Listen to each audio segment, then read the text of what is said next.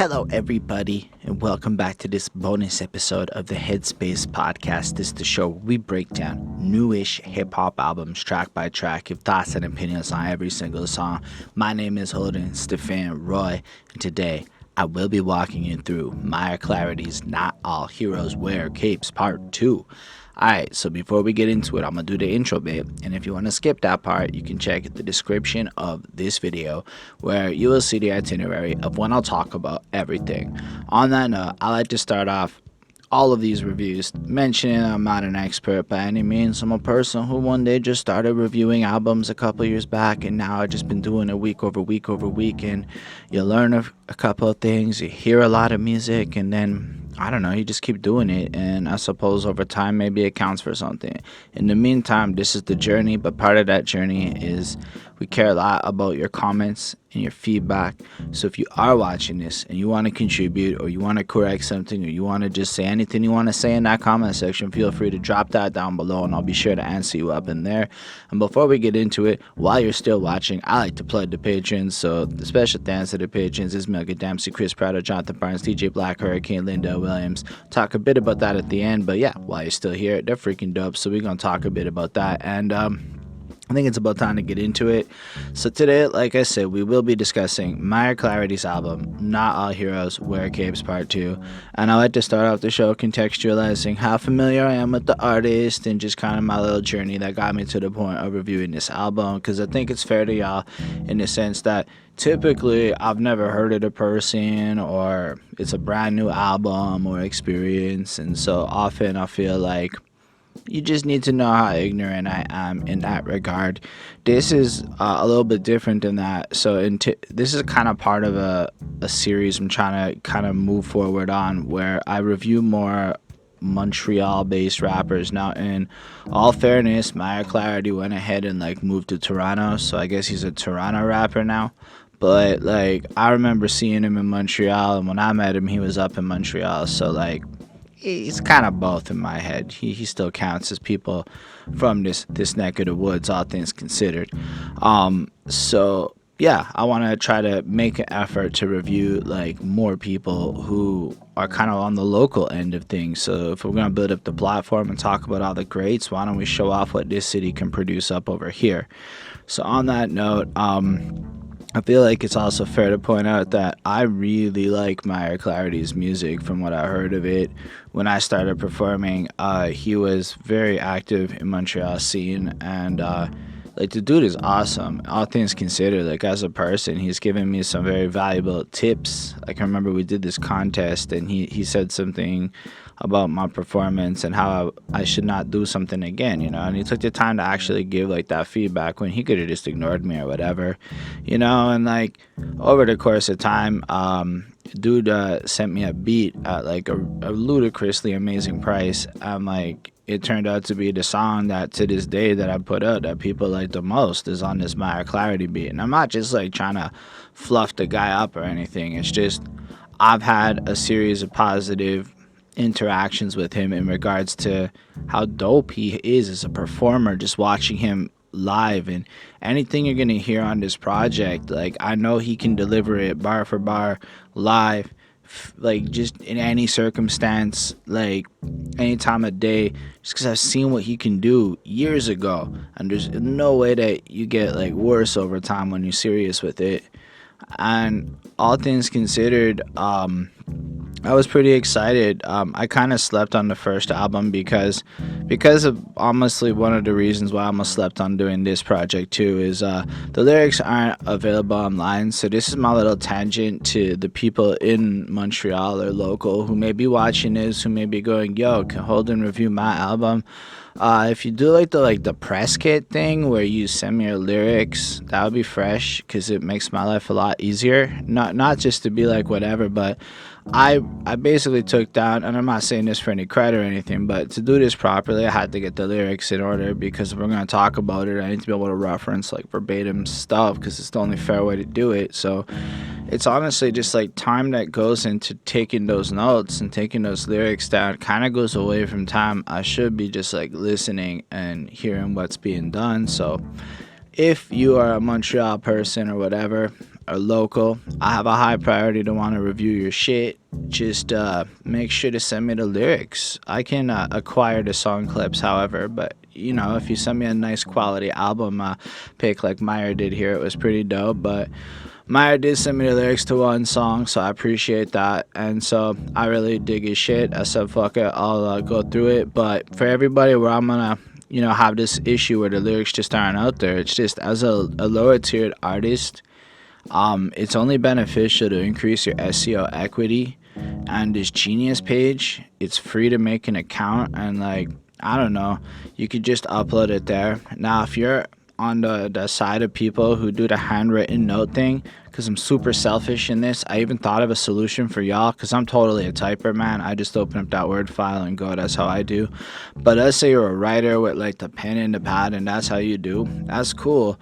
But like, there's this program called Microsoft Office Lens, and it'll take like neat little JPEGs of like the page, and then you can just like on your website, you know, just use like WordPress or whatever your site's on, Squarespace, Wix, whatever, create some lyrics pages for each song, which just kind of flushes out your website a little bit nicer. And you can upload like those JPEGs, and like your fans and stuff who are going to be Googling your lyrics, so say you don't put them on Genius, but let's say you do have them available, anybody is gonna be, who cares, is gonna look up your lyrics. That's just the world that we're in, because people unfortunately don't have a lot of time to like invest in really transcribing and shit. So let's say you like put it out there for them, especially if like you're not the hot priority where Genius is putting your stuff, like they're doing it for you, fine. Let's say your fan base isn't doing for you, fine. All that might be cool and like lame and stuff, but like when you put up the Genius page, you gotta link to like a SoundCloud or like a YouTube video or something like that, so that gives you a link back for free. You can pop in your website in there for whatever, you can plush out the metadata. It just increases your online presence. So little indie rapper folks out there in the world, use Genius. Like, just do it. It's just smart, okay? It's just an intelligent move.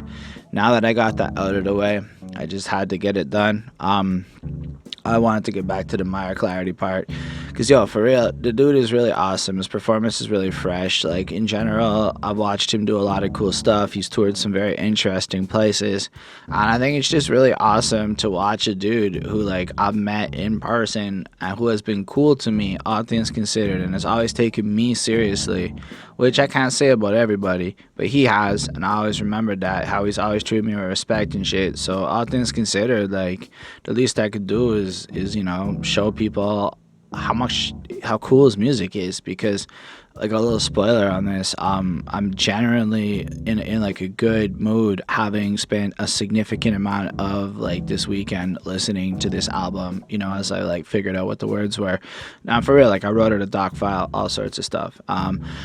Anyway, we can talk about the album real shortly, but because I might forget to bring it up in like the more granular, I guess, or top level, I don't think I used granular right, but Myer Clarity basically was responsible for most of the production. He worked with the instruments that you're gonna hear, the people played the stuff, and he like just set it all up. And dude is an incredible beat maker, in my opinion. So just keeping in mind that he is like the production mastermind behind this album, as well as like the lyricist and performer and everything, like that's just worth pointing out, because sometimes that's a mistake. I don't think it was for Myer over here, so that was pretty cool. And then you should just go buy beats from him if you like his sound. That would be cool. I'll link, I guess, his Clarity Got Beats, as I think his SoundCloud has, whatever. I'll link whatever I can find a link in the description of this video. And we can update it over time if you watch this Myer and decide that you want me to link something else. Either way, let's talk about the project a little bit. The cover here I think is super interesting. It's like this like disheveled bathroom sink. There's some OCB papers there. I would recommend flipping over to Raws. OCB is a little bit harsh. Raws a little nicer in my opinion. Not to say I'm admitting to anything on camera. It's just from what my opinion gathered from other people will say is there's some alcohol there, and then you can see like Myer just kind of like looking into the mirror that's there, and it's kind of really cool.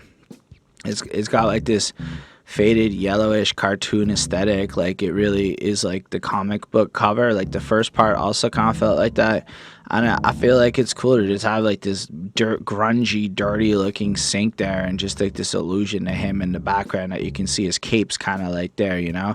And it's called Not All Heroes Wear Capes. So it's like, you know, he doesn't have one, I guess, or maybe like I've thought a lot about that title, just Not All Heroes Wear Capes, because it's an interesting point, right? You have this vision in your mind of what like the perfect person's supposed to be, and I guess it's something I just struggle with myself on a regular basis, trying to be the poor dude thriving in middle class America. It's a whack experience as you climb up the ranks of middle management in software land, and realize just how crazy and dark it is, and like, so when I see like the character of a person like Myer, you know, and maybe the outward appearance and the image or whatever, you get a stereotype versus some of the more clean-cut bullshit I've come across in my life.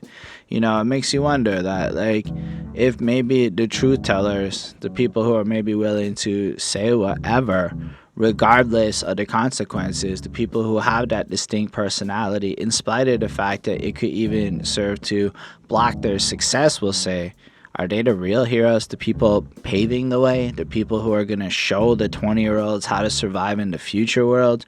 Whereas, like, you know, or is Superman the hero? I don't know. To me, it's just a cool point where it's like, I get the feeling that in this story, Myers' twisted tail, per se, is the hero, but like he's not wearing the cape because that's just not what it looks like in his world or whatnot. I'll be honest, I didn't scrutinize part one that much, so I can't really remember much, but the track Anarchy is fucking next level, so you should check that shit out. 100%. I mean, I like it, you might not. That's what it is, but I don't have a lot more to say. I think it's about time to get into the track by track part of this business, so I don't wanna. Go bury my own moms. Don't talk to me about how I can't fuck you no better. I ain't even 20 yet, I'm high in the gen. I'm a pretty big sucker for the one long verse over progressive beat styled song. It may be one of my favorite things that are out there, especially when a rapper just takes their heart and soul and like pours it out in almost this progressive story kind of way. I think a good example in like recent pop rap that I can think of, I don't know if Meek Mill counts as pop, but Wins and Losses is like a song that I feel really fits this prototype, and I found myself drawn to this track, I Don't Wanna, by Myer Clarity, in like the same kind of vibe of like progression. Maybe it's not the same energy, like the songs aren't necessarily in the same tone, but just the construction and the vibe of the style of song. I wish there was a lot more of it. Like, fuck the chorus, let's just go in, let's just tell the story. And it's almost like the intro almost serves the role of the hook of setting it up. You've got some faded vocals going on where it's like he's kind of mentioning he's getting high and numb or whatever, and then he just sings out like, I don't want to feel, can't do this anymore, etc. Fucking can't do this anymore. It just kind of like builds up into this intro, and I have to give him a lot of credit because something that like I realize, at least in my journeys through songwriting, one of the areas that I suck at is this idea of filling out this song with the use of effects and ad-libs and sounds and things to go from where it's just like vocals on a beat to becoming like a proper full experience. And I really do believe that that is a crucial element of fresh songwriting in terms of being able to like take it to the next level. And what you're hearing in the introduction of this song, I think, is a great example of that, because it's a crazy amount of effects and layers and things just put together, and then all of a sudden you get this like catalyst, like I don't want to feel, and then they say you either die a hero or live long enough to see yourself become the villain. Now you have like this title and shit, and you may have been like myself musing over it a little bit, and then you see this interesting quote here. I don't know that he wrote it or rejected it. I don't know, it sounds like a quote some old person said, and he starts with they say, so you know, like folklore-y stuff, but the idea is regardless of your virtue, unless you die in like your glory where you're in your heroic moment, you will ultimately in I guess the power pursuits and whatnot of life, if you're on that path where words like hero and villain can even enter, I guess, your lexicon, you're chasing a certain thing where you'll have nobility and purity. But it's interesting just that the only way to really go out as a hero is to die while you're in that purpose, because otherwise we all kind of crumble and like fade to the point of like, you know, like tarnish ourselves in some way or another, which I thought was just like, what a fucking strong line to start off the album. But listen, I think a lot of us expected me to die this year, but I'm alive, so if the shoe fits, fuck it. I don't know if that was true. I don't know who expected him to die. I'll be honest, I have no idea what was going on in his personal life the last couple of years, just because he's in Toronto and I'm in Montreal.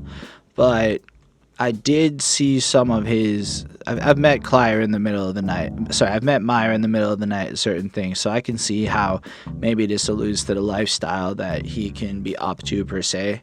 But either way, I really dig the way it flows into this verse where he's like, "Fuck it, want to make it big? I'm gonna roll up to the Grammys and I'll run the whole row. I can sit the fuck alone, dressed in all black with two combat boots and a big fuck you. I'm a villain in my tone, you know." Well, and you just get like this energy and this descriptiveness to it, right?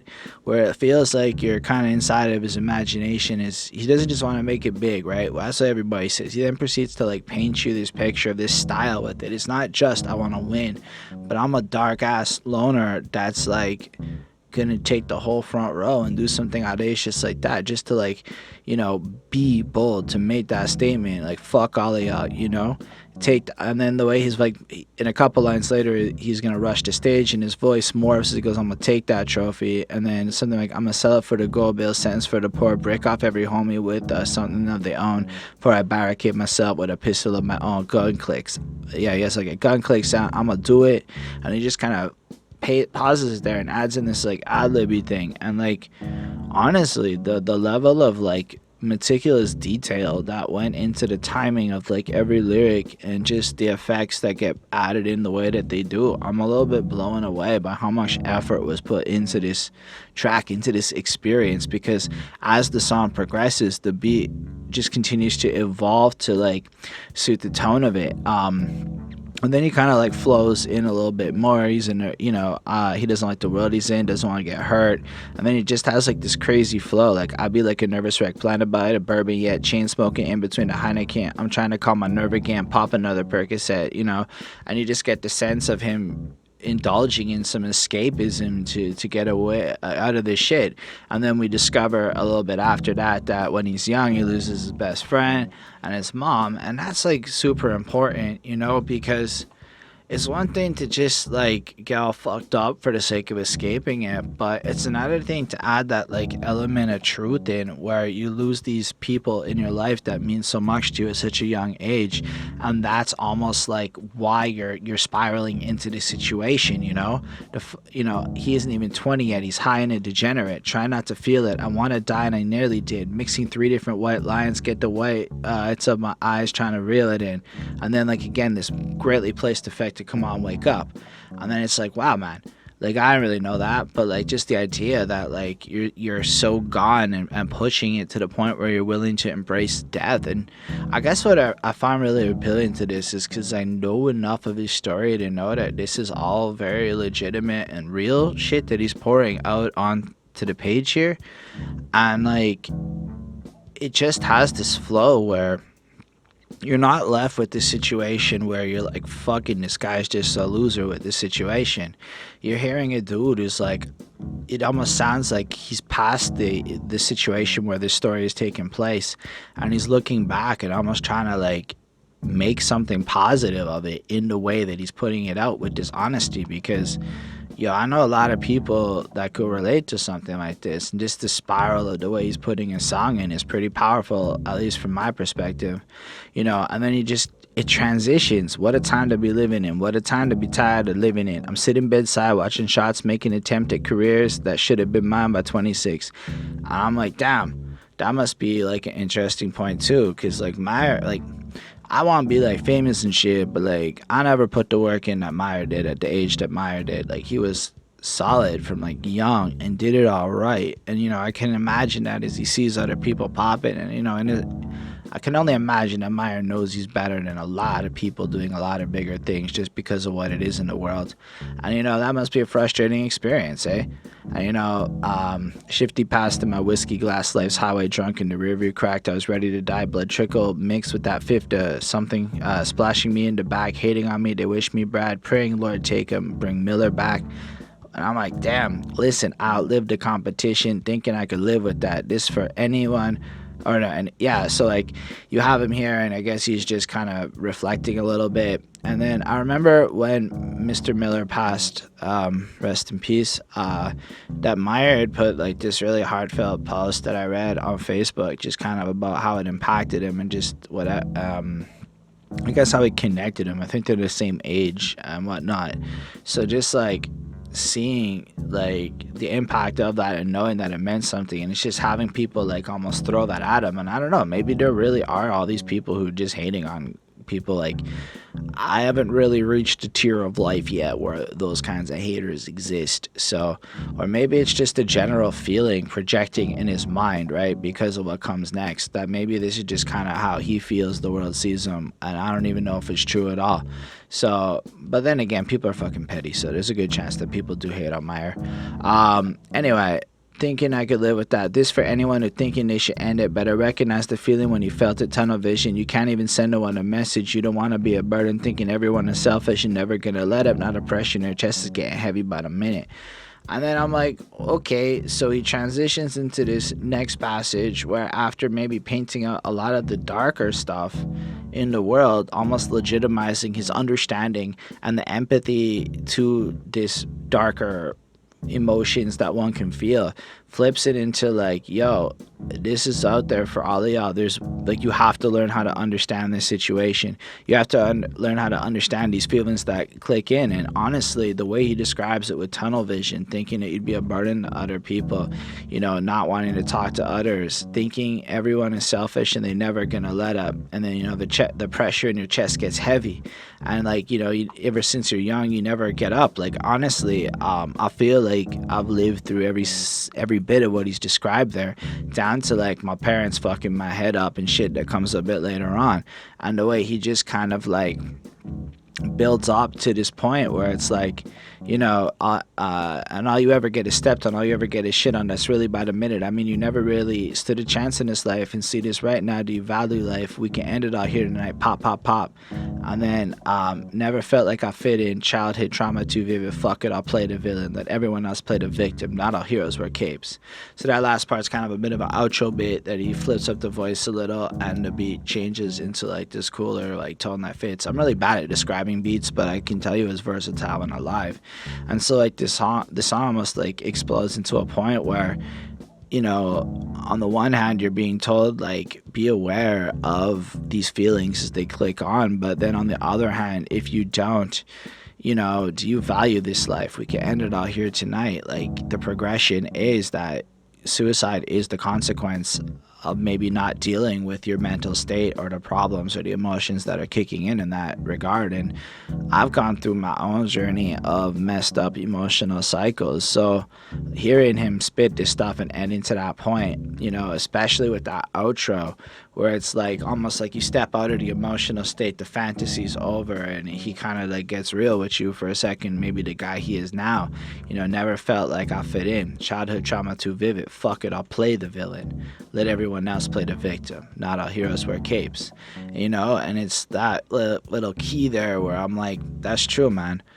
A lot of people are playing the victim in this day and age, and it seems like people who are trying to stand up on their own, have their own opinions, be their own type of person, maybe the social outcast who are now adults who are kind of stuck with being individual because there's not really other labels or things to kind of connect to. And then, yeah, man, especially if you've been through shit, like, I feel like most people who when they were young went through shit kind of can hear something like this and recognize the realness in it, because that's kind of what I feel he's put out here, is this kind of like this little blanket or this little expression of his emotions, this pocket of his experience, where even if you've never met him, I feel like just by listening to this track, at least if you really know what you're looking for, you can get a real sense that both he's been through stuff, he's super self-aware of the situation, and he's accountable based on that outro, where like he knows that the road that he's gonna walk is not gonna be easy, and that the way people are gonna see him, he's gonna look like the villain, and that's the key part. Play the villain, you know, just I'll wear that cape, I'll be the person that you hate or whatever, but then almost like throwing it back on everyone else, like y'all are really just like this, fine, I'll do what you want, but you know, the hero is the martyr of a situation in a lot of points when you look back on it. So that's really dope of Myer. I think this track is fantastic. It is absolutely one of my favorite songs on the album, and I gave it a clean 5 on 5. This track is flawless to me. It is brilliant, and I think everybody out there should hear it. It is wonderful, is I guess what I'm trying to convey. I can be a little excessive maybe, especially with my dry ass voice, but that's fine as long as you don't click that thumb all the way down. I be thinking about tomorrow. I know I should sober up, but I'm happy and I don't want to fuck normal. I'm depressed, you depressed. Gosh, this song is a little bit powerful. I'm gonna warn you, the music video is super dope and you should check it out, but it's a little on the emotional side. There's like a little disclaimer at the front, and as far as like music videos go, it's pretty cool. It does a lot to convey the point of the song in a way that really mashes up well with it. It's well produced, but I'm not really great with music videos, but I think Myer works with Ill Vibes, and they make some good stuff, all things considered, especially on the more like people I've heard of and know end of things. That's some of the best stuff I've actually seen, is all I'm trying to say. I'm not really sure who made it, but it was pretty cool. But this track is interesting in the sense that it explores kind of that broken relationship stuff. Now, I believe that this album has almost the sequencing to the songs to kind of tell like a top level story. I might be a little bit wrong, but my imagination tends to do this now with albums the more I hear them. So like if you look at I Don't Wanna, it presents you with where he's at now, in this broken kind of state where maybe things aren't the simplest in his world, and etc. And I guess when you're like that, it's not that uncommon to find a person that you can become romantically involved with that's just as dysfunctional as you are. And I think that that's exactly what this song is looking at, exploring maybe.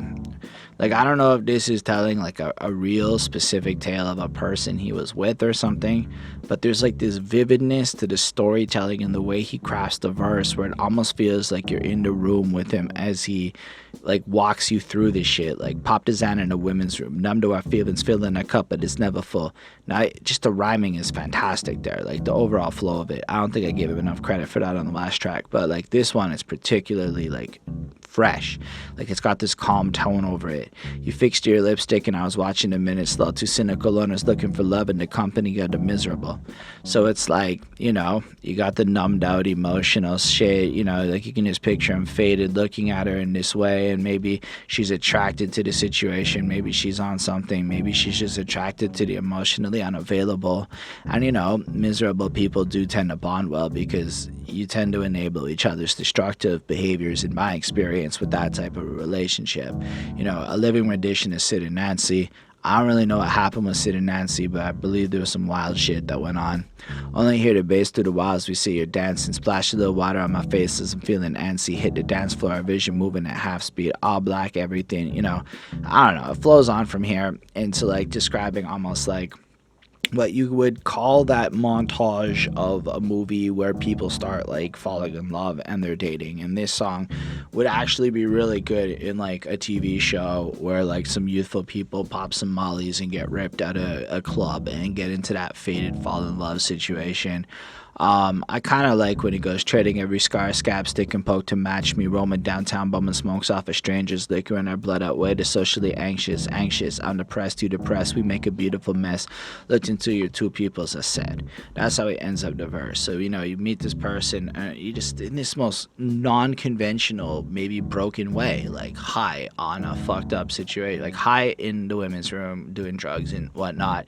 And I don't mean that in a condescension kind of way. I'm not really a stranger to things, but I'm putting it like it paints a realistic world where I feel like by the end of this verse, you have a good idea of who these two people are in a general enough kind of way to empathize with what is being said, or at least if you've lived any kind of this shit, where I can at least relate to having those moments where you're messed up and you're like, you know, looking at this person where you've bonded almost over the most broken stuff that you can connect to, and you just look her in the eyes and, you know, you're ready to have that moment of like connection, of absolution, regardless if it's real or not. It's just chasing that artificial high of falling in love in this broken state when you just don't want to be alone or whatever, and just connecting through being depressed and anxious. Like, that sounds like my early 20s, to be honest. I like the hook. It's by Andrew Cameron, who's featured here. Pray my eyes turn back to brown, nothing in the mirror now. I guess because your eyes are black when you're high. I think that's what that means. I'm not really sure. I can't go nowhere but down. Pray this night won't turn to day. I just wanted time away, and now I can't go nowhere but down. And that's an interesting point, right? Because you're all the way in these like ethereal high moments of a situation where things are perfect in like that second, we'll say, but the truth is once the shit wears off, it wears off, and now you're gonna be going to crash down, and the only direction you can go is down, and you know, all the way down. And I thought it was a really powerful hook that fit this song sonically. I think Andrew Cameron sounds really talented. It's not my favorite hook, but it sounds super talented. It is extremely well crafted and put together, and I think this song is like built for that like pop radio intensity. It's like an Eminem crazy relationship song, but honest, and like something that could have happened, as opposed to some glorified crazy shit or whatever. I would have rather this on Kamikaze as an example than say the girl songs he had on Kamikaze. Anyway, and I'm not just saying that to blow your horn, Myer, if you're watching this. I'm treating this like every other review. Suicide notes written on cocktail napkins, initials keyed in the stall of many dive-bar bathrooms, your eyes shimmer under the neon lights flashing, faded into Uber, listening to words from the pastor, turning water to wine, turn the rock to a line, rock bottoms to highs, boredoms to a good time. Our love will be the death of us. I'm 92, you 93, we save you a seat at the 27 club. So like, you just have like this romanticism with death, and I suppose if you're living that fast and you're kind of going crazy with that world, I suppose death is around you. Like, even if it isn't like you per se, I imagine as time goes on, friends will overdose, and you'll start to realize that the way that you're living maybe isn't the healthiest. Like, I got to imagine waking up hungover and feeling a certain way over time is a taxing situation, or maybe just the overall feeling, rock bottoms to highs and boredom to a good time. I mean, if you have any experience with any kind of addiction, I can tell you that boredom is a very powerful catalyst to making you make some very bad decisions in your life. So it's really just like the way he writes it. It sounds like a dude who's actually experienced the words that are coming out of his mouth to a point. And then to end it, like, you know, I can, when you consider living and going out in the way to 27 club, you know, dying off of drugs at 27 and having like your music popped at Rockstar Life, etc. And then the girls like you're younger, so it's a little cute and corny at the same time that save you a seat at the 27 club. But if you're in the midst of that lifestyle, like it's probably the kind of dark romantic shit you would say to each other. Like I know enough people to know that there's like a lot of truth in this. And then the whole rest of the verse flows out. I feel like I've quoted a lot of his stuff in this review. It's just I took a lot of time to write it out, and I don't want my work to go to waste. But you know, we filthy, we pretty, you fuck me like you wish you could kill me, public, private, no limit, any way you can get me, kiss me with lips full of whiskey. You know, it's stuff like that where the passion is driven by something that doesn't necessarily feel like that warm, lovey feeling that comes from a proper, I don't want to say proper relationship, but something that's maybe not driven from the need to escape. When it is from the need to escape, it's like you're going to push it to the limits and go fucking nuts with it. And, you know, like just the fact that, and almost the whole way through it, you know, just I kiss the cuts on your inner thighs. Like, that's powerful shit, you know, like these are the people on the extremes of life that are connecting and just trying to be in their own way. I know I should sober up, but I'm happy and I don't want to. Fuck normal. Like, that is a powerful sentiment. I've had moments in my younger days where certain things were way more important to me than anything else in my life. And well, maybe today it's a different situation. Maybe today it's not. And all I can say is that hearing lines like that, you know, where you consider what normal people would do and just how like others live versus how you're choosing to live, and you can end up at this point where, you know what, fuck normal people, I'm gonna do what I gotta do because this makes me happy, this allows me to coast through life in a way where I'm not like garbage, you know. And then he flows out with I'm depressed, you depressed, we make a beautiful mess, looking at my blackened pupil, she said. And then it's like, man, like the idea that everyone's just so messed up on this, I'm like just so high, I guess, in this track. And it's like, to a degree, it's like the only times you're happy is honestly when you're fucked up. Like, are you even like connecting sober at that point? Can you have a connection if you're never sober? At least these are the things that were running through my mind because of this vivid way that he paints it. And then you get to that like third verse where it gets really like dark. This is like where the Slim Shady part snaps out in the song, and he goes like, ashtray looking fuller these days. And it's just like that paints this picture. Time has passed, right? So literally at the end of the night, you know, it looks fuller, but almost over time it seems like there's a lot more smoking happening, you know, maybe a lot less effort to clean it up or whatnot. I don't know. In a pad with where the windows always dull, it's gray. Fam said that we've been pulling away. Wouldn't you say we only feeling the vibe, we only fuck with today, we gonna live forever, we gonna drink till we're better. And it's just again, like that is kind of some shit that can happen, is you get lost in this world where when people maybe try to give you some proper advice or whatever, you push that away and you kind of get lost further into it. And I love the line when he goes, each morning under the weather we weathered, run down and tattered, so what's it matter to you, we just do what we do, we addicts romanticizing the tragic, we advocates for the savage. I'm like, I just appreciate the honesty in that. I feel like what Myer has done here is cut the bullshit away from the sentiment of what a lot of people try to do with like glorification and romanticizing it, and just as like spitting it with like, this is what it kind of is, you know, as you snap with it. You ratchet, I'm ratchet, you batshit, I'm batshit, we evenly match, tug of war for the last to relapse, cleaned up, you drag me right back, my anxiety is feeding your anxiety. And it's just like the tone is shifted now, right? So maybe all the things that like connected you at the beginning when you're lost in your euphoria, once the new car smell of life is kind of worn off a little bit, you're ending up in this place where all of a sudden the enabling behavior honestly backfires and creates almost a cycle of negativity. Like it's kind of like everything's good till the party ends, and then all of a sudden you have these real moments where all of a sudden you have to deal with shit that, you know, isn't in an existence when you're completely fucked out of your mind. But you call me a piece of shit, I ain't take it personal, fuck the world with you, worse than me, I worsen you, but life without you isn't worth it, so I'm willing to die to keep us immortal, girl.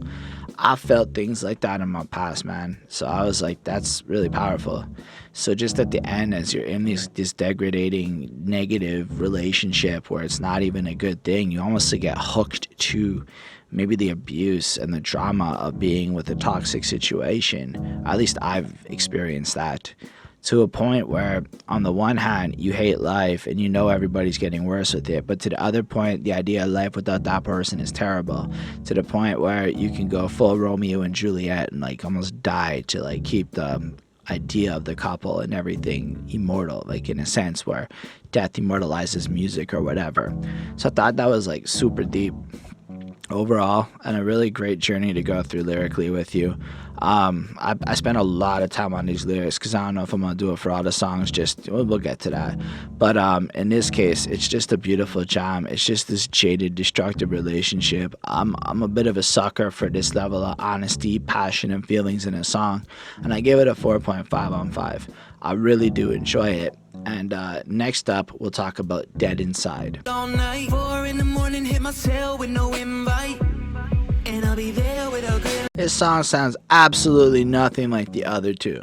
And I want to bring that up because I think versatility is a virtue in terms of being able to craft an album. Like, I think that's one of the main differences where an album and a mixtape kind of differ. A mixtape's gonna have a lot of the same in most cases. Yeah, there are mixtapes that sound like albums, don't get me wrong. But an album's supposed to be more of like a journey where almost everything's supposed to be a little bit different. And I say this just in my opinion after reviewing several hundred albums, what I think the best ones bring to the table, and versatility is one of them. Like, really, for a 10-track album, you shouldn't have 2 songs that sound the same. Like, you shouldn't if you're putting it out. If you had that, make it a mixtape. So the fact that we're at track 3, and I feel again Myer has managed to drop a completely left field experience on me, I think that's super cool.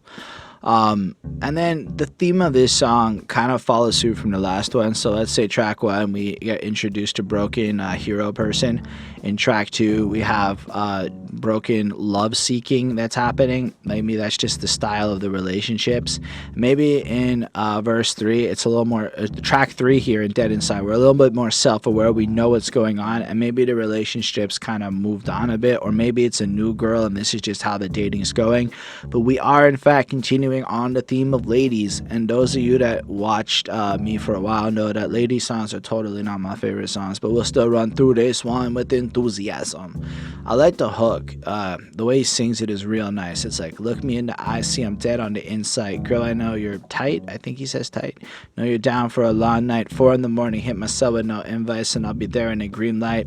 And then he just kind of repeats, look me in the eyes, see I'm dead on the inside a bunch. And I like that, right? Because it has this haunting, jaded feel to it. And in light of the character we've been presented on this album, like, that sounds, again, like in character, we'll say. Like, it sounds like the same person that we've been listening to. Because this person would, if you look into his soul, which is like, you know, you get there by looking somebody in the eyes and you really see the real him, especially if he's faded, especially if he's hiding from all of the emotions and the pain of his past, you know, you would end up looking dead on the inside or whatnot. And then, you know, just kind of describing how the girl is cool, and, you know, whatever, she hits him up with no invite, he's there. Tip that, it all kind of, well, the rest of it kind of sounded a little generic to me, but it was good, fit the song, and I'm cool with that. And then the verse was interesting, like, you can't take me anywhere, I can't take it anymore, you call me just to tell me you wish I was never ever born, because I was never ever born, loving me is like holding hands with a ghost. And I was like, all of that shit I was saying on the last couple of songs of the depth and stuff, I was like, I'm not 100% feeling that here. On the other hand, I kind of like that, like, holding hands with a ghost. It's such a, I don't want to say dorky, but it's kind of dorky in a good way. Like, it just sounds like this guy who's just frustrated in the relationship, and he's just like so flabbergasted with the insinuation that his girl doesn't want him born, that the first thing he can like think of is well, I was never born, so holding love with me is like holding hands with a ghost. But at the same time, he feels dead inside, so being told shit like that probably amplifies and like stacks on. So in a sense, his personality just feels so vacant. And then I love the next line, turn the mood swing into a greatest hits catalog, the one about depression, the one about the alcohol. And I thought that was really cool, because that is kind of like how a lot of people's stories can play out, especially if you listen to certain people rant about their problems over time. It would be like that, mood swings, and you can almost categorize it like tracks on a project, and it really can boil down that the same stuff is the same couple of things on repeat. And if you are, you know, in his case, maybe it's depression and alcohol. These are the common themes that come out. And then, whatever, the rest of the verse is going back on that, I don't know, the devil getting worried. He wondered why I ever called. He told me go to hell. I asked you what your address was. I was like, oh, okay. I mean, that's fine. It fits the song. But, like, I just don't think it's the cleverest. I don't think it's bad by any stretch of anything. But I think, like, the last 2 songs blew my fucking mind. And this is a little bit softer and fluffier, all things considered. A little bit, I don't know, maybe this is meant to be more humorous, but I'm super bad at, like, funny. I don't find a lot of stuff funny. Flows back into the hook. And then a little, hey, girl, you're so sweet. You say you'll pray for me, but I'm broken inside. There ain't no saving with me. You know, so don't you pray for me. Depression on replay. I've seen this manic episode. The girl runs away. The protagonist won't let it go. A fight breaks out. Girl, drama, something. The good guy dies, and the animated credits roll. So, I mean, I like the part that he manages to, like, bring in this cool, almost like, in the fact that this whole song feels like a stereotype, in a sense. his twist on it, yeah, but like it does feel like that. I feel like once you get to this line over here, it takes the whole song and maybe adds an extra layer to it, because if we consider how relationships in his world go and whatnot, and then you have these moments, and let's be real, Myer Clarity is probably not for lack of women throwing themselves at him at this point in his life. Meaning, like, there are probably many options if he wants it. I'm not saying quality options, I'm saying options available. Probably a lot of people in the same type of personalities and whatnot.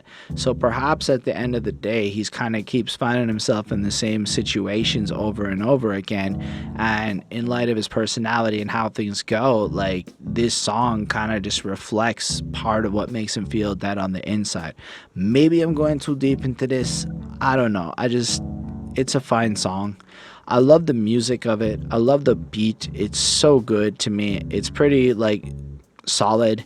I'm not as into it as I was the other one, so I gave it a 4.25. And a quick caveat for how I grade shit in life: I grade everything in the world against everything in the world. So, like, to me, a 3 is a song I feel like absolutely nothing for, and then if I feel negative emotions, it's less than 3. So, like, pretty much everything that's just, it hits the check boxes and is a good song that is sonically pleasant and well made gets a 4. So pretty much most of my grades are between 4 and 5. So this one's a 4.25. It's a pretty good song. It does its job. I can see how a lot of young ladies and shit will be all up over the stuff that sounds like this.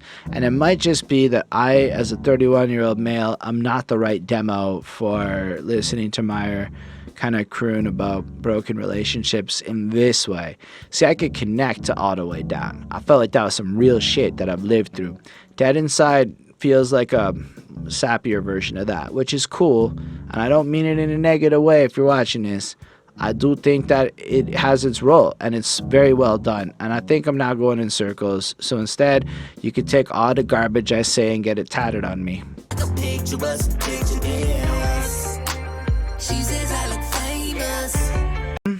I'm not 100% a fan of this song.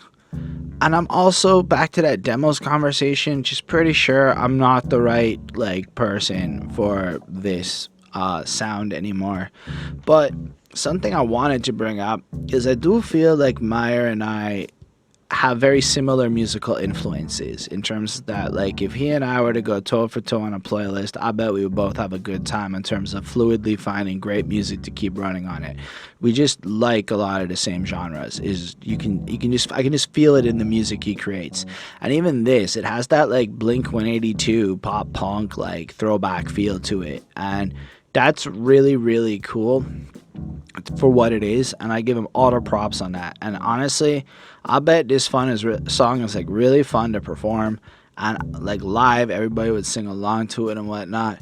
But, like, I don't know, it starts off with Myer, like, waking up. Also, the cartoon video they did for it is really well made again, and I would recommend you check that out, because while what I'm about to say may come off like being a bit of a hater, all things considered, I do respect and admire how catchy, how pop friendly, how fluffy, how designed to be a radio hit this song really is, because it's good. Like, I'm just sitting there, and, you know, he starts off, wakes up, oh, hold on, what the fuck, did I just get this tatted on me? And then I swear all day long I've had, I fuck around and get it tatted on me. And I'm like, oh shit, it's stuck in my head. Just another name I gotta explain, I fuck around. I'm like, damn it, it got stuck in my head, because it is one of those. It's like, it's really well done. I appreciated at this point of the project how connected to the science and math of music Myer Clarity really is. He can create exactly the kind of song he wants to create, A to Z on that shit, and that's dope. On the other hand, the premise of this song is kind of like he meets some girl. She loves the tattoos on his knuckles. Why are you asking, do I love you? Then there's like I can't do this sound, like a teeth kissy, hissy kind of sound.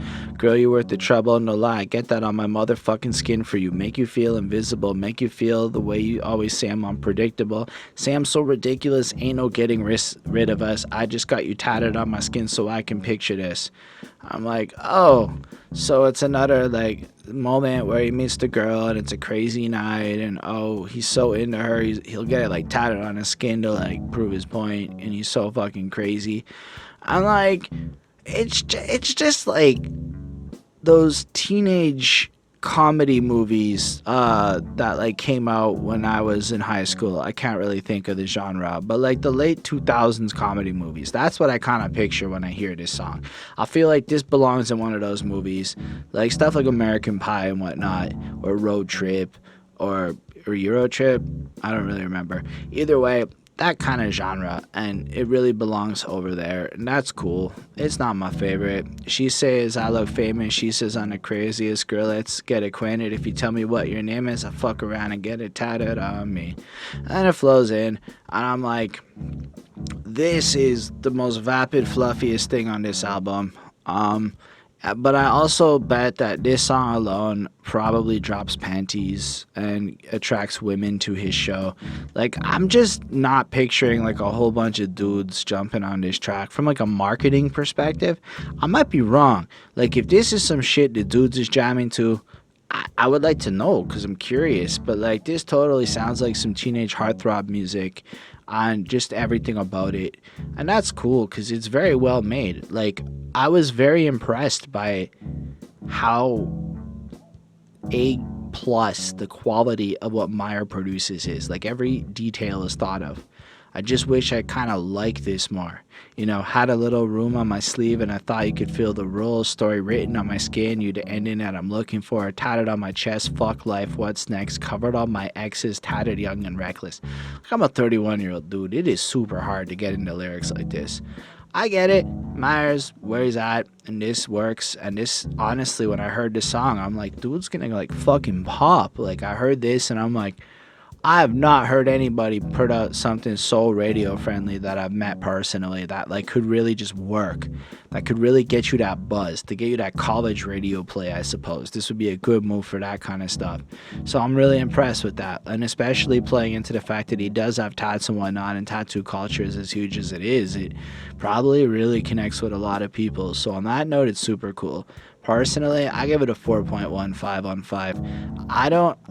The song kind of fits on the project from the little story perspective too, because if you're dead inside, how do you prove your point? Well, you do more extreme shit, like get names tatted on you, and it just kind of builds into the character, like, because the whole point of this song is like, it's vapid, these tattoos, they don't really mean anything. These are just people, and like prove the point. He just impulsively does it, and then realizes it after the fact, and then covers up the name, and you know, get another one, meet another person. Oh, just another name I got to explain, or I don't have to explain, or whatever. So I bet like this lifestyle is totally part of what he was going through. Again, just the delivery on it isn't exactly my favorite. On that note, we can move on to the next track, which is Friend Zone. We ain't gotta sober up. Nicotine and vino running through her blood. Girl next door here, better open. All that stuff I said about like well-made songs designed for radio, pop stuff can totally be applied to Friend Zone, but like for a different market. Unlike the last track, which I kind of feel was targeting somebody significantly younger and more reckless than me, this song has that growing up radio pop that I hear in my life, and this sounds like something, honestly, that I could see them playing at the office party at work. So Myer, if I get the opportunity to get any control at music at a work function, I'll slip this track in, because I really think that it would go over really well at like a barbecue vibe where you're playing that radio friendly music and that weird mix of techno and rap and whatnot. Plus, Danielle Knoll on the singing on the hook is just gorgeous to me in the way she sounds.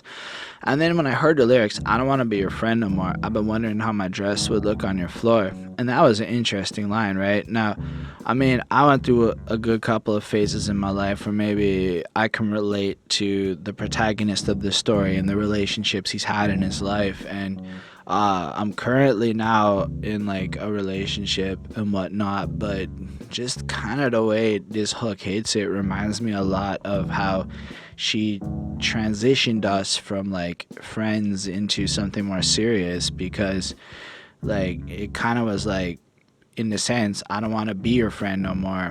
I kind of want more, in a sense. And that's what I kind of took from it. Maybe it's not. Maybe it's like I wanted to go from platonic friends to fucking. But I feel like, you know, it's in that gray area of life. And I just thought that sounded super honest. And then, you know, then Myer kicks in with the verse and he's back onto like a more faster paced rapping. Spent my first love locked in a friend zone. That's why my wall's up and my rent's slow. She wanna take selfies riding in the Benz though. A couple of these babies she'll be dying to let go. You know, and so you get the sense that his first love kind of, he was obsessed with somebody. It didn't work out proper because, you know, if you're into somebody and they don't like you, maybe you'll get a little bit defensive. Maybe your self-worth will change. And then maybe, you know, something like you'll hang out with somebody on a more vapid ride where, you know, you'll slip a couple of some things, not in a negative way, but, you know, she'll take them, she'll feel a certain groovy later on. I can't say I've done a lot of popping, but when I heard marijuana smoke fucking with your head, though, I can say that there have been many moments where certain things very similar to that have happened, where the vibe has changed in a very positive for me and my hornier end goal situation. I can tell by the stutter in your lingo, nothing clever, you ain't subtle when you indoors, and I'm nothing like the other dudes. They just steady trying to smother you, girl, we could fuck like we ain't in love and take the drugs till we think we are. That shit works, okay? Like, what Myer just described there is a little bit some solid game, actually, to spit lines like that. Like, the most prolific thing I was able to come up with in my more, we'll call it player days, is the idea that you can do what you want. I'm not gonna smother you. I don't really, almost like the I don't care really sells well, in the sense that you can do what you want. I'm not like the other people, and then you prove it by just not being like the other people. Oh, it's crazy. And then perhaps in the same week you have a situation where maybe you're on something a little stronger than something that you would normally do with two separate ladies, and then they're both professing serious feelings, and you go, oh, some of these things can have consequences when it's like two separate people in the same week, and it gets a little tense and weird. And anyway, I've been in a committed relationship for a while now. That was yesteryear. So when I heard this track, though, I really kind of like felt it. I felt like there was again that honesty that's kicking in from the lyrics, you know. 2 a.m. while you at my door, when you won't find what you're looking for, bad girl written all over your face, invitation to make mistakes, we ain't gotta sober up, nicotine and vino running through her blood, girl next door here better open up, then there's some knocking, told me she don't wanna be. And then it's like also like having that moment where you're in the middle of the night, this hookup situation like happens, but then maybe it kind of also flips into something more serious than you expect in that moment. At least that's what I took from that. And again, it painted this realism that I really appreciated. Then you got like the chorus coming in, and the chorus expands to be honest, I've been waiting for you to tell me that you don't want us to be friends no more. So it's like you have the guy maybe pulling a hard to get, not really wanting to commit, and the girl almost waiting for it, you know. And then she goes, I don't want to be played like a fool, baby. If you're down, then I'm down to get down. I hate that line. I'm sorry, I hate that line though. It really bothers me every time I hear it. Don't make a sound, let's get out of this town, let's get out, don't think about it, cause baby I'm feeling you, don't want to be played like a fool, cause I don't want to be your friend no more. And then at the end you just hear Myer go, man, fuck this friend zone shit. And I just like it because there is a lot of ambiguity, I think, in our casual hookup culture, and the blurred line between friends and more, in our lack of labels and our lack of defining. Like, something I feel strongly about is, if you're gonna be involved in relationships, like, labels, they make sense because they're a way of agreeing on like common terms or whatever. So it makes sense, and you can't just be all willy-nilly, in my humble opinion here. Gone through a lot of messed up stuff myself. So I kind of like the fact that he like has approached a lot of these topics in the honest way that he has, because I could see how maybe some people look at it like whatever, maybe they don't appreciate the depth in it, but I see this like this is a journey so far through like what a lot of people are probably living through and nobody really wants to admit. All things considered, I give it a 4.25 because while I do like the song, it is still a little mainstreamy, a little less distinct, we'll say, as compared to some of the ones I like more. On that note, we're halfway through the project. This seems to be like it's going to be a longer review, so let's just keep rolling as y'all start screaming at me for talking too much.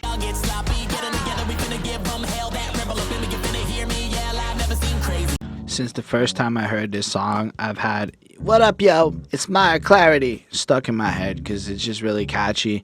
Again, this song hits you like completely with a new sound. It's got more of like an upbeat, like rock driven feel to it. I love the thumping bassy sounds. I recommend listening to his work with good headphones so you can hear the depth of what he does to the drums and whatnot to really make it all like flush out nice for you. Then you got Andrew Cameron back, and he's singing Screaming at the Top of My Lungs. I'm not crazy, you can't save me, you should know. Screaming at the top of my lungs, I go higher, stop this riot, you should know. I think that's what he says in the hook. It's alright. This hook I appreciate more than I think I liked him on the other one. But I think the overall vibe of this is just kind of more upbeat and fun, we'll say. The other song was a little sad, but I liked it either way. Then one of my favorite parts of this track is just Myer sounds like he's answering a phone and he goes hello, and like this like really just the way he does that hello, like I wonder if it took a bunch of takes because it's just so perfect to fit this track the way it's supposed to be. And then it goes, is this thing on, can you hear me, from my people to the fronts to the cheap seats, do I gotta yell, do I gotta scream, ever since a preteen I've been banging on the ceiling, look at me now trying to be loud, back on my feet with your foot in your mouth, got the world and my hands don't get it, something city on fire and the weirdo said it. And then I'm like, this is cool. This has like this anthemic vibe of him like just kind of raging out for everybody, and like he's got this feeling going on inside of him since he's young, you know, and not a lot's been said, I'm not gonna lie, but the way he spit this verse, it's fresh, it's really good to listen to. And again, it has that anthemic feel to it where I do feel like a lot of the youth especially could connect to the energy of this track, and really it would mean something to a whole lot of people. Like, eyes on me, don't set it, life's trying to bring me down, I won't let it. I like that because that's how I feel every day of my damn life. So that's pretty cool of you to just put that out, Myer. I like the way you own your insecurity if you are watching this. Cold, cold world, better bring that old sweater, and if death coming, I could tell her 5 more minutes. I can feel it travel the road that's less scenic, and in the afterline I try to pre-drink, and I'm, you know, then the chorus hits in. And I really just kind of like that idea where it's not as negative here. I feel like he's got this self-aware thing going on, like this is just kind of what my life is, and it just paints it out in like a really cool way. I don't know, I really enjoy the way the verse flows out. Then there's a whole second verse that kicks in. I'm a wild out, bring the bad little child out, I poke through one pipe down, and the world wanna wear my smile down, looking at life through a TV screen, top of the game in these something jeans. If we all went nuts, would you run with it? You can hide the world when I'm done with it. And then that's fine, it's all right. It just kind of feels like, again, another one of those rage out kind of young party till I'm gone anthemic feels to the track. I love the instrumental, I really do. I'm a huge fan of anything that can even kind of resembles nu metal, and this resembles enough nu metal for me to give it a serious stamp of approval in that regard. But then it was just, this is for the nights that I spent in a park drinking old Milwaukee on the bench with the boys in the back full of cold tall cans, but we all got sloppy. And the thing is like, I don't know, Myer has a song called Meet Me at the Park, and it's pretty fresh, and I filmed it over at this one particular park in Montreal, Girard Park. It was cool, I went there, it was dope. On that note, Myer's the whole reason like I ended up getting into any kind of music, because like on the real for that track, he did some gang vocals in the studio, and he did an open thingy, and I remember leaving work like early and shit just to go because I was so excited because I had seen Myer perform and he blew my mind. He was like a serious rapper from what I could tell, and like he introduced me to my the first studio I recorded there until I met the next dude and like moved on forward with my life. But like, all things considered, when I heard that line, and I know like quite a few people who know him, who have like drank with him, who have just know him from the hood and whatnot, whereas I personally don't know him so well. But like hearing lines like that, just knowing like the stories I've heard of, like just how legitimate that really is, like that is kind of what his life is, or was at one point. And I guess adding that extra context where it's like everything I've heard on this project just checks with everything I know about him, it's kind of cool or extra interesting. Either way, so I heard that part. I guess it gave me this nostalgic vibe or whatever. And then, I don't know, the chorus kicks back in again. And then I think it's Andrew singing out. They say don't come around, they try to keep me down. Sorry, I like it loud. No, I don't walk the line because I don't get the time. Can't hear you because I'm screaming at the top of my lungs. And then, yeah, the chorus again. And it's fine. Overall, I feel like I love the energy on this song. Lyrically, it's a little more on the superficial top level end. We just went through that part, but like I do have to give it credit that this does have a good feel to it. It's got a good energy and it doesn't get lost throughout the whole song. Like I don't know that I would want to like vibe to this on my own, but if I went to go see Myer live, I really want to fuck around and like mosh out to this in the crowd. That would be really cool. I would want to scream at the top of my lungs along with him in this song. So like it definitely has that great, like I could picture like with a band and everything, this would be fucking fresh. Anyway, that's all I got to say about that. Why don't we move on to the next song, Straight Outta Left Field.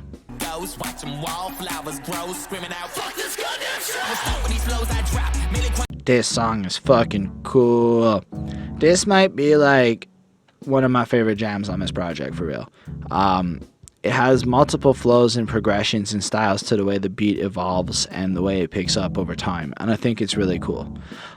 It just has like this yeah sound at the beginning. He's coming straight out of left field, and then it has like this trappy clap feel to it.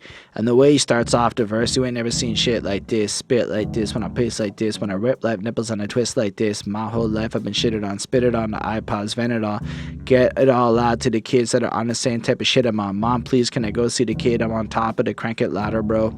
Yeah, that's how it go. Watch them all flowers grow. You know, it has this energy to it where it's like, yo, this. Whereas other songs maybe lacked that, like, I'm gonna come fucking take over vibe.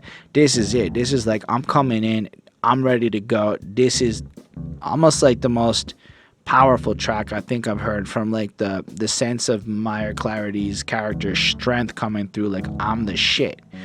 I guess it's the closest thing to an ego song we've had on this project, in my opinion. But it's fucking great, man. The way he just bounces off the beat is fantastic. And again, it's more that energy-driven vibe where perhaps it's not bars on bars for days, but like if you look at it from the construction of like a rock song or something like nu metal, or the flow that you're coming at it from there, I think it's just really good. It's the kind of stuff I'd want to hear over this as like an alternative to maybe some of the more conventional ways of approaching this kind of music. I'm gonna stop with these flows I dropped. Made it quite clear you don't want me popping. I've been right here and I hold my spot. I don't hold my tongue, but I hold my cock. And I'm like, that's pretty cool. And then something about like how he's in and out of meetings with no budget. Fuck it, I'm gonna do it how I wanna. Plow, you know. And then it's a cool verse because, you know, he's just kind of doing it the way he's got to be doing it. He's sticking to his guns, and at this point in time, regardless of the situation, he's come this far, so he's going to keep going. He's going to say what he has to, and he has the power and the right to do so. But I think what really, really hooked me was the chorus of this, because it just flips. And he starts singing in like this almost tired voice. Baby, turn the radio down. I don't want to think about how old I become. And that's an interesting point, right? Because if you do listen to the radio, at some point you're going to hear some shit that's oldies that you didn't want to hear that was oldies. And another part is that you're not going to connect to anything that's on the fucking radio no more. Like, there's science that backs up the fact that most of your favorite songs are picked before 21, and there's a lot of reasons for this. There's a lot of science into what we like in music that's super fascinating. Either way. Then you have, I used to hear the jams at the high school dance, and for the life of me I could not figure out the next line proper. They played like, fuck this song. So I know there's a word or something I messed up there, my bad. And then there's some general ranting as he goes, fuck this song a lot. And I'm like, wow, man. And it, like, over the course of that, it went from like this trappy flow to like this kind of softer rock thing into this more intense industrial nu metal drop. And I'm like, that's so cool. Myers got me on this production on this one. And then again, in the second verse, we get this cool descriptive shit. Like, look at him, look at me, look at them, look at we. Bunch of broke punks in the stairs smoking weed in a Sprite cam. Cheap bake in my right hand. Fuck a life on my nightstand. They don't want radio hits. Came in. I play 808s to get in. The meetings with labels like Daily, and they just want me to get Instagram famous. We'll see. I'm making these hits on my own. Nobody been in my zone. Nobody feel like I feel like when I'm drifting low. Still a certified underdog. Give him a bone. I'm gonna be the one that blew a little bit off the industry. Get at me. Make a fine dime off an artist. That's the motto. Sell the dream. Fuck you. So what I understand from this verse here, I just kind of said the whole thing because whatever, is that we have this descriptive vision of him and his squad, like, you know, the particular type of shit, of like, you know, the almost degenerate vibes of smoking weed in a corner out of a Sprite can, you know, just to be at that point where like you can't even get papers in, so you're just making do with what you have. And it's like just this idea that people almost want you at this point in time, instead of making great songs or cool music, to be a social media entity, to be a character or something. Because the truth of the matter is, you could be a bad rapper, a real bad songwriter with very little talent, an inability to articulate with any kind of rhythm or speed, or like able to really do anything with your voice. You're just stuck on a flat monotone thing. You could be really bad, but if you're able to garner like I don't know, 6 figures organic following on Instagram, they might just sign you over talented people and whatnot. So like your sub count matters, because basically if you've already got a following, the label doesn't really have to market you, so they'll just take what you've done, suck it dry till you have like nothing left, and like drop you, which is kind of what they do to a lot of people. And so I kind of like how he's kind of like, I don't know, my favorite line in this was, still a certified underdog, give him a bone. Because, you know, he's still doing his shit, he's still got a lot of struggle, there's a little break there, but at the same time, like, he's almost doing this in spite of help from the industry and whatnot, which I thought was pretty cool in general. Then there's a third verse where I like when he goes, man, this is something that people would kill themselves out there, and you're out there fiddling with people's lives literally, and you want some closed-minded bullshit, fuck you. You know, that's just how people like play with the minds of artists and whatnot. So like I imagine that like if you're as dedicated to your craft, I mean, if people fuck with you and get your hopes up and then crush it, or expect you to almost sell your soul or go do negative or derogatory things, in a sense, stuff that's bad for you just to get more views, we'll say, that is some fucked up closed-minded bullshit, rather than just letting people do what they gotta do.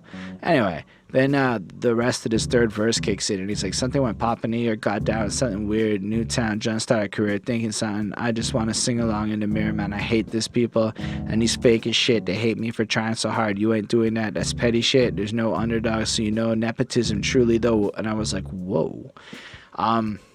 Yeah, basically there's a bunch of haters and whatnot, and the rest of this whole like verse is pretty cool. There's one more thing I want to touch on, but I just kind of like the idea of how like at the end of the day, like it doesn't really matter where you're at in this current age. You can be as pure as you want, but like nepotism is really a huge factor in who gets ahead in life, meaning that the friends and the family, the people, the power will get opportunity over the outsiders. So if you're like me, as an example, and you come from the dredges with like literally nobody that can give you any kind of a familial hookup in life, nobody's gonna die and leave you money, that kind of shit, man, you gotta break your way in. They're not gonna let you, because I don't know, man, nepotism's a real thing. It's a fucking scary real thing. Like, there's some crazy metrics on nepotism out there if you look into it, but like, it's just how it is, man. Like 90% of people in like higher positions are hired on referrals. Like, people just aren't hired through organic means anymore. Really is a little bit who you know, not what you do.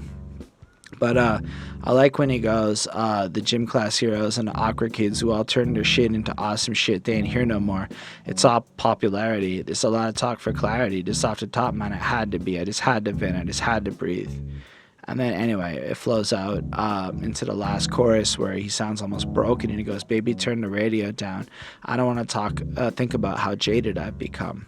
And I'm like, damn, that's a good way to put it. That is how I feel a lot in life too, especially when you're trying to like grow some real shit. Like, my show is clearly not like pop. I'm not trying to do what I'm supposed to. I'm trying to make real something that matters to somebody out there. And I know for the few people who care, it really means a lot, even if most don't or whatnot. So when I hear this, man, and it's like, yo, I want to hear more of this kind of talk from Clarity, because like, I felt this was real, this is powerful, this is like a guy almost sharing that, like, in light of all the crazy stuff maybe going on in his world, there's this whole other side of it where he's trying to come in with this music career, and let's say the barrier of entry is a little more complicated than it should be, and what he deserves is more than maybe what he's received, just due to maybe garbage. And I can only imagine the hurdles he's faced or the meetings he's had, and like, considering all the years he's been at this and whatnot, still I was left with like this profound feeling where, especially after the last 3 songs, I'm like, wow, this kind of hit me back in that craving of like depth and real shit that I was really vibing on the earlier part of the album. So I'm giving this a 4.5 on 5. It's truly a great song, well produced, a progressive, wonderful experience. On that note, let's move into another serious song as we talk about 12 Steps. Myer in a marijuana crossfire, high as a bitch, no drive like a pop tire. Went from all I think this is a good example of sappy pop done right. It starts off with a really great quote from some dude. It goes, "Want to hear some staggering statistics? The average age when kids start drinking alcohol is 12 and a half years old, because later it could be too late." And considering this song's called 12 Steps, which alludes to Alcoholics Anonymous and a 12-step program, and we find out at the end of the All the Way Down video that Myer's been in recovery at 7 months at that point when that video came out, that this is probably cool. It's probably coming from a point of it. I mean, I've seen the big book, I think is what it's called. Anyway, I've seen the Alcoholics Anonymous book. I think I've read it at one point. I know there's a Marijuana Anonymous book too. Either way, the chorus kicks in and it's singy and it's every one step forward is 12 back, every one night sober, that's 12 smashed. You get one life, don't you forget that. I hope that one day I get my breath back.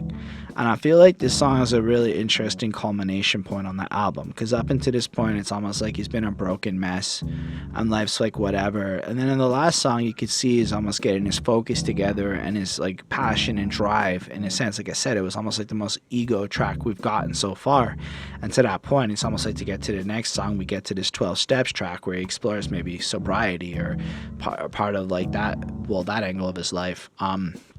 And then he looks back and he goes, "Yeah, I've been dreaming about this life since I was a young troublemaker. Only difference between us is I was dumb enough to chase it. Mr. Young, Dumb and Wasted had my first 40 at 15. My friends watch it, change it. Lost Myer in a marijuana crossfire. High as a bitch, no drive like a pop tire. Went from all lighters to Budweisers. Ask around, they all liars, no faith. My flow make God tired." And I was just like, damn, that's a really like strong start to this track, all things considered. Like, I can kind of relate to the idea of chasing that life a little bit. I never went as far as Myer will say, and I've never been as cool as Myer will say, but when I was young, I wanted to have a redemption story. I wanted to burn out and then rise from the ashes as a phoenix, and I accomplished that goal. I fucked up my whole life at one point of all the bad decisions, and I rose from that. So I guess I can relate to you in the sense that I was dumb enough to chase some of the worst parts of those dreams as well. Not the same way, but without spilling out my soul on a podcast that my bosses might watch, let's just say I've had my own versions of stuff. So when I heard all of this and just the idea of him, like, you know, kind of moving from weed into alcohol and, you know, just like this powerful getting lost at such a young age into the intoxicants, it's just strong to hear him thinking back on it like that. I know it took a little time. I was moving real slow, had a few bad habits, and he flips his flow here and gets a little singy, and I couldn't let it go. Now I'm back this year. It's a fucking field goal. I was always on some homie, you can knock it out tomorrow, until tomorrow started piling up like yesterday's enormous. Every time I let me down, 7 years of hangover, but we grow up now. I swear that tomorrow's never been closer. I think my favorite part of that is the procrastination angle of putting things off. Like, if you can just wait to do something tomorrow. But the truth is that every time you do that, it kind of stacks up to a point where yesterday becomes like this enormous mess of things you should have done, to the point where you are left with just disappointments. I stopped drinking a while ago, about a year ago, mostly because while other herbal things can allow me to fly, like I can just consume that shit and just be a functional person, like every podcast I've ever done.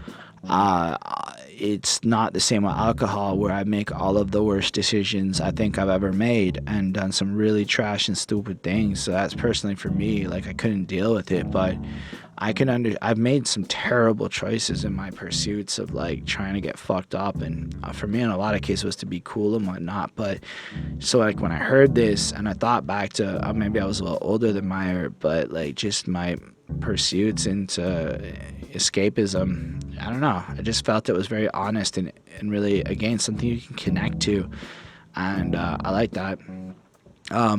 And then I really like the part where he goes, after the chorus, he goes, I know, and he's singing this out. We ain't got no place to go. We don't want to go home like our friends did. Pour a little liquor out, got it figured out. Beer belly sticking out, feeling it could have gone different. And then I feel like he just kind of flows out the rest of his verse, describing his desire to get drunk more often and, like, you know, use it to cope because he lost his friend and his mom and whatnot. And then, you know, 26 of Morgans, which I think is an interesting line because he's 26, I believe, when he wrote this. And, you know, I think it's a 26 ounce that you can get of, I think it's Jack Morgan. No, what is fuck? Captain Morgan's. It's rum. Yeah, I always went with Appleton's, so I never really went with the Morgans. Kraken rum was pretty good too. Anyway, I don't want to talk about alcohol that much. I don't really drink anymore, but still have some good memories, not just all bad ones. And then, I don't know, the chorus kicks in, and then it flows out, and it's really nice. And then it's just like, overall, I think this song is really interesting because to see somebody like Myer, who I can say I've seen quite messed up at 3 a.m, kind of going on about just the honesty of getting messed up and like how you almost crave it and just almost think and consider that your life is precious, and maybe to not pursue it to that level of depth is really cool, because it's like watching somebody grow up when you see somebody making cool choices, and also to become like that role model. Like, yeah, you might look at Myer Clarity and think some things because of the way he presents himself to the world, but I don't see a lot of people really going out there to own their addictions, to try to make a difference, to make a song that matters to people like this. So for that, Myer really is a hero in my opinion, because this is some role model shit that I can really respect. This song's a 5 on 5. I also really like the quote at the end where I don't know who it was, but somebody said, I don't expect people to watch this and go buy my album because I'm a role model. I'm not that guy. I'm just doing me, man. If I want to drink, I'm going to drink. Drinking is my vice. I don't act like I don't drink. There's a lot of people out there that are fake about who they are as alcoholics. There's a lot of people who just don't say it. I say it fully. I love to drink.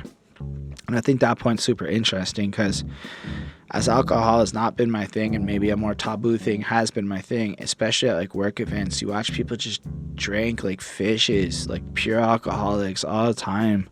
Like, nobody can really admit it, like how ingrained alcohol is into our society. And I'm not trying to be like moral or judgment or anything like that. It's just stuff I think about.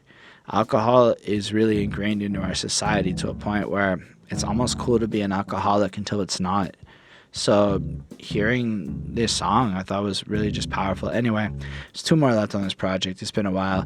So why don't we talk about, my girlfriend loves Audrey Hepburn, so I had a good laugh at this title, but Squadrey Hepburn.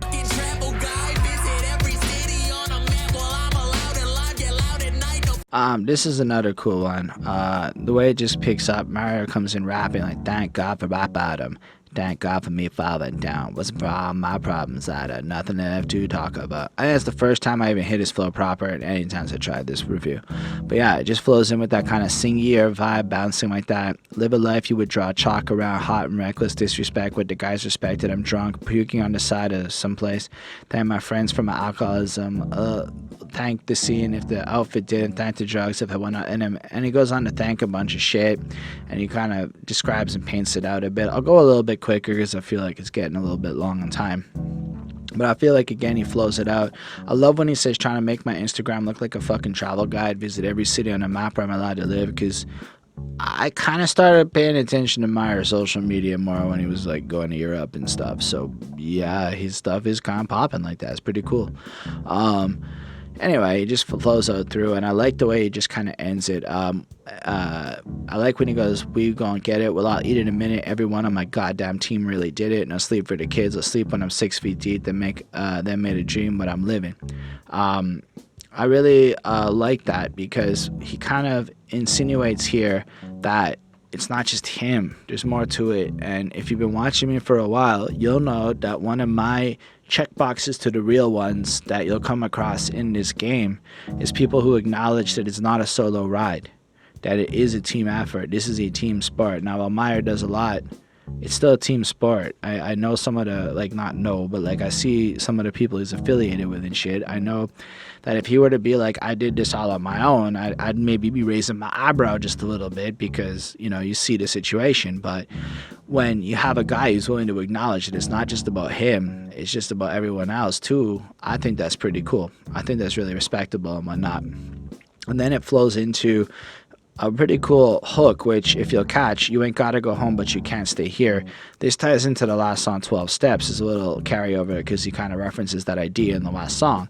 And then I like when he goes, this an after hours jam, ain't no randoms in here. Oh dear, I've been there before. You try and sneak in through the side door. If there's one thing that I know, it's that I know how to have a good time for sure. Get my bag off the wall. Cigarettes and alcohol, which is my favorite Oasis song. Cigarettes and alcohol is a great Oasis song. You should check that out.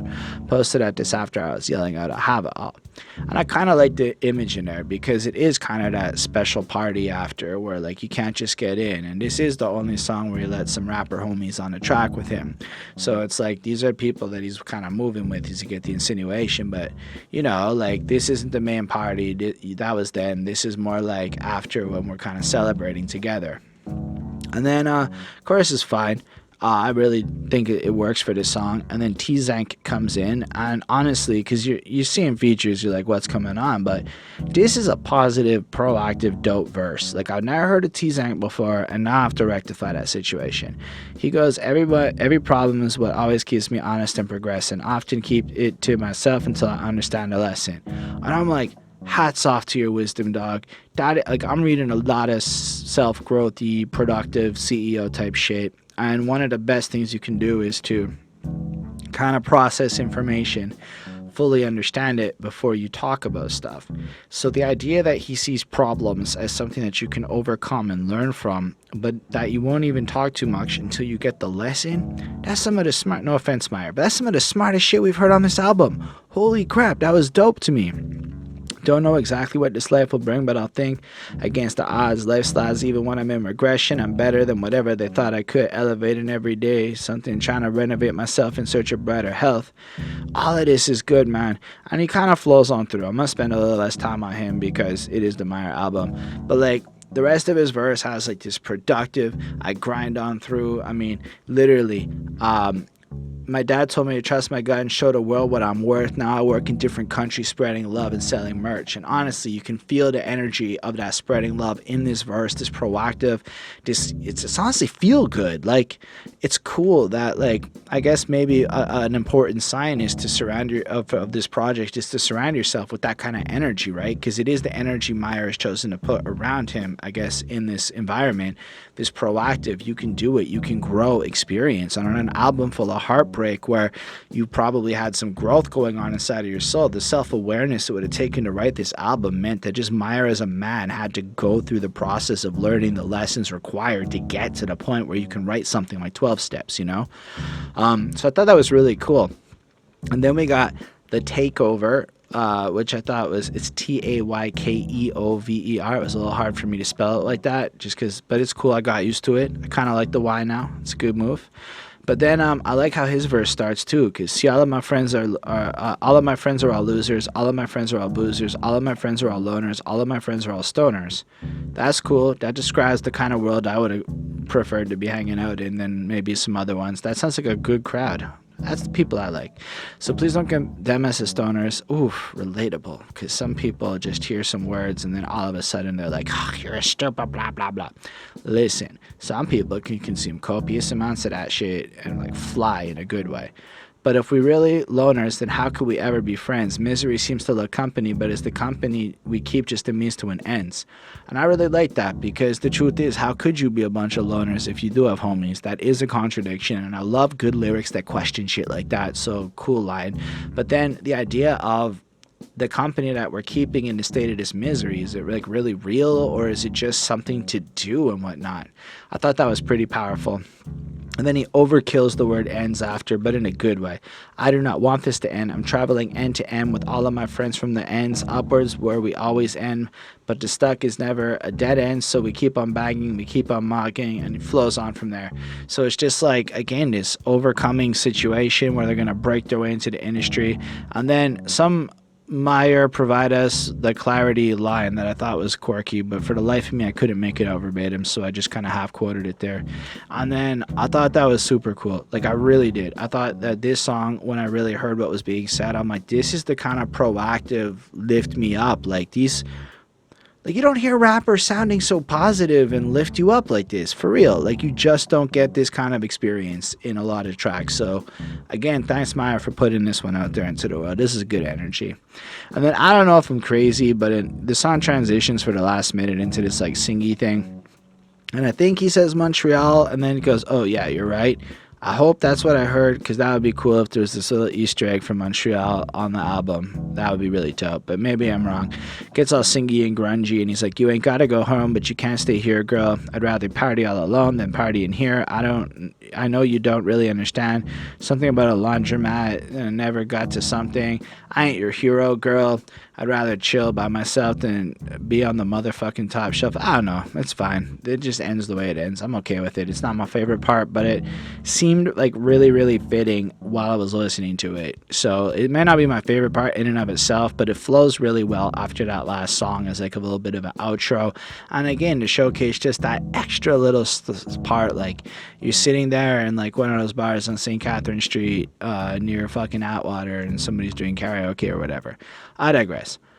4.5 on 5. Really well made song. Longest one on the album, but truly great. One more to talk about and then it's done. Sorry, I know it's been a while, but nothing lasts forever. Gray skies, but the rain has shown me how to stay dry.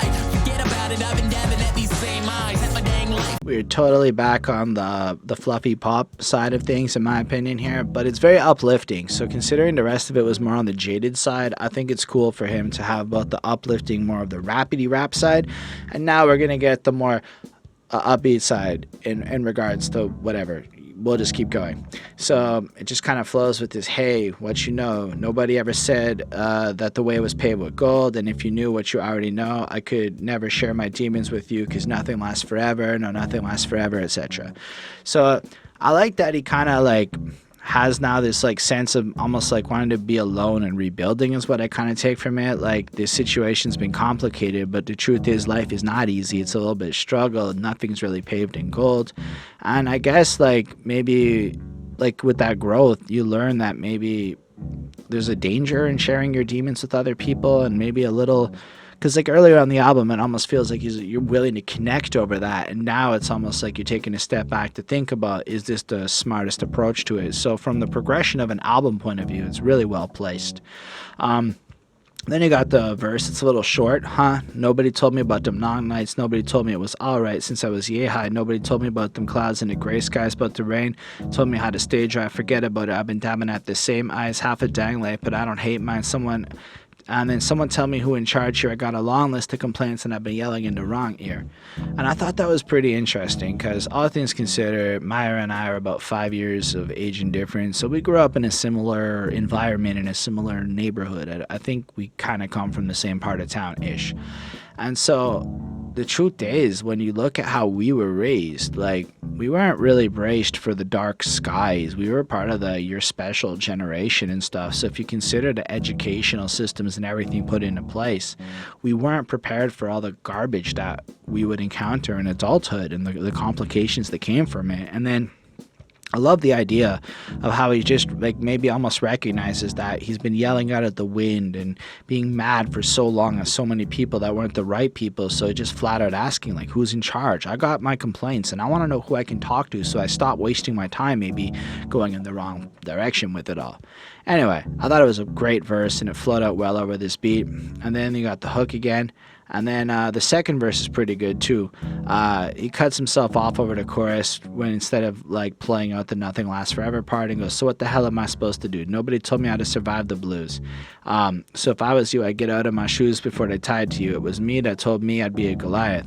And he spends like the rest of the verse again breaking this down, like, you know, going back to his youthful self, saying don't do the stupid shit. You're going to become addicted. It's problematic. And just being open about the fact that he's just addicted to being an addict. You know, people didn't tell him about the maybe sacrifice that would come with all of this. But then at the end, he flips it, right? Because he goes, because this is nothing but a heartache, stuck between rock and roll and a hard place. Nobody told me how to win against a million. Now I'm grinning. Nobody had to. It was fate. I'm feeling like... And then it's almost like at this point, this culmination at the end of this album, after all the hardship, we get to like, yeah, it's going to work. So you're at the end of this project, and you know what? If you go through the whole experience, it's murky. It's maybe not the greatest, but the ending, it really feels like just like this happy ending. And then we get this corny little bridge. No offense, but hush, little baby, don't you cry. Daddy's gonna buy you a brand new life, a house on a hill, on the mountain high. So go ahead and kiss that old life goodbye. He repeats it, but then he goes, the paper bag prince here to say goodnight. And I love the idea of the rags to riches story, because like I get it, man. I know what it's like to be broke and shit and want to like achieve and climb up and hit that next level. And when you start to see success in your life, like I've not found success through music or this podcasting really, but I found success in corporate America in a way where, because I'm doing all of this, I keep getting promoted at work and it pays me better. So it's kind of complicated. It's hard to give up money that can buy your way into things, you know, in a sense, because that is a way to get around nepotism, is to just buy your way in. But like when I look at Myer and I just feel this ending and picture where he's calm and realize that this dude is gonna win, that's what I'm left with at this project, at the end of this album. However, all things considered, it sounds a little bit on the sappier side. So I give it a 4.25. It's not one of my favorites, but I think for the story of Not All Heroes Wear Capes Part 2, it's a fitting end to this album. So now we can get to the end of the album part. I like this album. I give it a 4.475 on 5. It is a really strong project, versatile. It showcases many styles of Myer Clarity. Like, in my opinion, this is an excellent demo to the world to show all the different things he can do, his diverse abilities on production, because a lot of guys or a lot of people, when they produce their own thing, by the end of your 10-song project, you're kind of like, you should have grabbed a new producer. But I feel like Myer was able to reinvent the music side of it so many times. Maybe it was just the musicians he worked with and whatnot, that we got left with this fresh feeling on every song. Lyrically, he approached every song different. He managed to do all sorts of different styles on this thing. And yeah, it's a really cool project. I can see how maybe some people don't like it, but I think that the half of it I like the 5 or so songs that I think are really, truly stellar, are really stand out. And I highly recommend you check out Outta, even if nothing else on the album. On that note, that's all I gotta say about this. This actually just took longer than I thought it would. I didn't realize that I had so much to say, but maybe that's because Myer fed me enough stuff to talk about that we got this long ass album review. So thank y'all for watching. I totally appreciate it. Feel free to leave a comment with anything you want. You can talk about me, you can talk about the album, you know, tell me your favorite time seeing Myer live, all sorts of good shit. We can discuss it in the comments. If you make that effort, I'll respond to you. Feel free to subscribe to the channel for more reviews. If you local, hit me up. We can maybe work something out. Like the video if you're down for that. And yeah, it would be cool to talk to you. Before we end though, special thanks to the patrons: Ismail Gadamsi, Chris Prado, Jonathan Barnes, DJ Black Hurricane, Linda Williams. They support what we do, helped us get a new camera. They get to tell us what albums to review every few weeks. Next up on the list is Lindell Williams, so that'll be cool to get to his album in a couple weeks. And yeah, you can join us there for $1 more, $1 or more a month, $1 a month or more. Wow, you shouldn't be fucking up the pitch part of this, right? Yeah, well, whatever. I'm that kind of raw. I also make some music. You can check that out. And if you go and look up the song Jimmy Says, you'll see Myer Clarity producing that beat that I did. So it's HSR Jimmy Says, and then you'll see his beat. It's fucking good. He's a good beat maker. So if you like that, you can go check out my song, and then, you know, we both get some love there. Okay. This is the part where I'm shamelessly doing my thing. And yeah, check out some more tracks on this channel and all that good stuff. Peace.